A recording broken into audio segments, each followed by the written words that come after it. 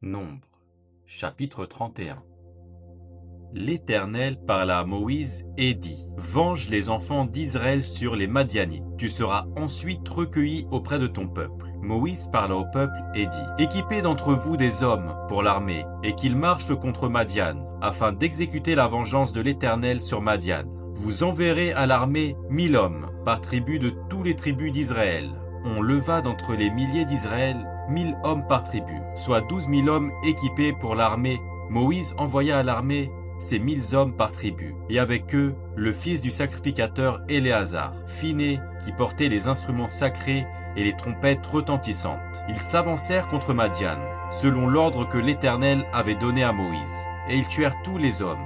Ils tuèrent les rois de Madian avec tous les autres, Évi, Rékem, Tsur, Hur et Réba, 5 rois de Madian. Ils tuèrent aussi par l'épée Balaam, fils de Béor. Les enfants d'Israël firent prisonnières les femmes des Madianites, avec leurs petits-enfants, et ils pillèrent tout leur bétail, tous leurs troupeaux et toutes leurs richesses. Ils incendièrent toutes les villes qu'ils habitaient et tous leurs enclos. Ils prirent toutes les dépouilles et tout le butin, personnes et bestiaux. Et ils amenèrent les captifs, le butin et les dépouilles à Moïse, au sacrificateur Éléazar et à l'assemblée des enfants d'Israël, campés dans les plaines de Moab, près du Jourdain, vis-à-vis de Jéricho.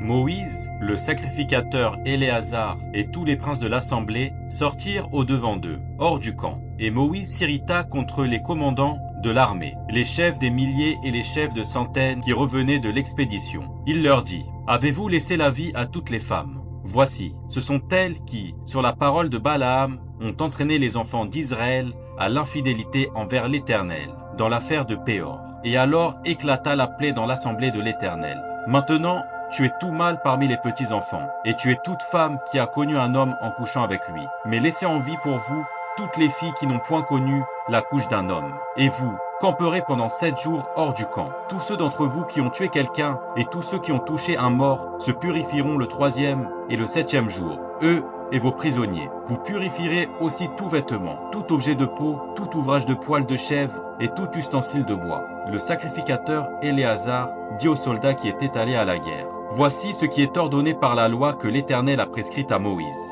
L'or, l'argent, l'airain, le fer, l'étain et le plomb, tout objet qui peut aller au feu, vous le ferez passer par le feu pour le rendre pur. Mais c'est par l'eau de purification que sera purifié tout ce qui ne peut aller au feu. Vous le ferez passer dans l'eau. Vous laverez vos vêtements le 7e jour, et vous serez purs. Ensuite, vous pourrez entrer dans le camp.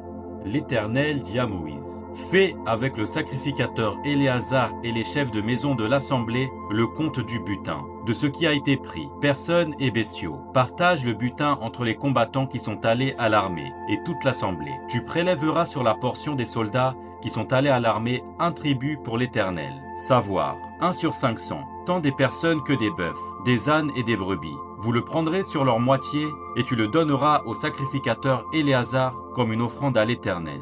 Et sur la moitié qui revient aux enfants d'Israël, tu prendras 1 sur 50, tant des personnes que des bœufs, des ânes et des brebis, et de tout animal. Et tu le donneras aux Lévites, qui ont la garde du tabernacle de l'Éternel. Moïse et le sacrificateur Éléazar firent ce que l'Éternel avait ordonné à Moïse. Le butin, reste du pillage, de ceux qui avaient fait partie de l'armée, était de 675 000 brebis, 72 000 bœufs, 61 000 ânes et 32 000 personnes ou femmes qui n'avaient point connu la couche d'un homme. La moitié, formant la part de ceux qui étaient allés à l'armée, fut de 337 500 brebis, dont 675 pour le tribut à l'Éternel.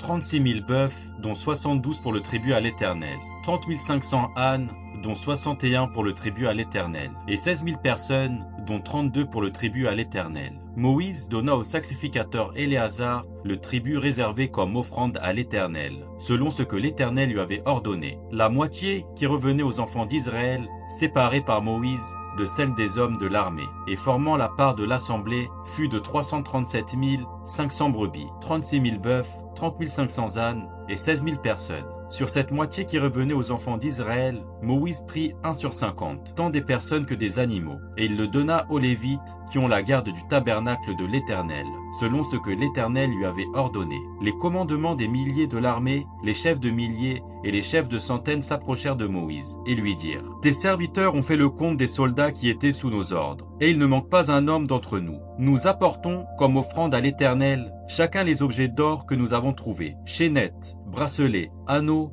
pendants d'oreilles et colliers, afin de faire pour nous personnes l'expiation devant l'Éternel. » Moïse et le sacrificateur Éléazar reçurent d'eux tous ces objets travaillés en or, tout l'or que les chefs de milliers et les chefs de centaines présentèrent à l'Éternel en offrande par élévation, pesait 16 750 cycles. Les hommes de l'armée gardèrent chacun le butin qu'ils avaient fait. Moïse et le sacrificateur Éléazar prirent l'or des chefs de milliers et des chefs de centaines et l'apportèrent à la tente d'assignation, comme souvenir pour les enfants d'Israël devant l'Éternel.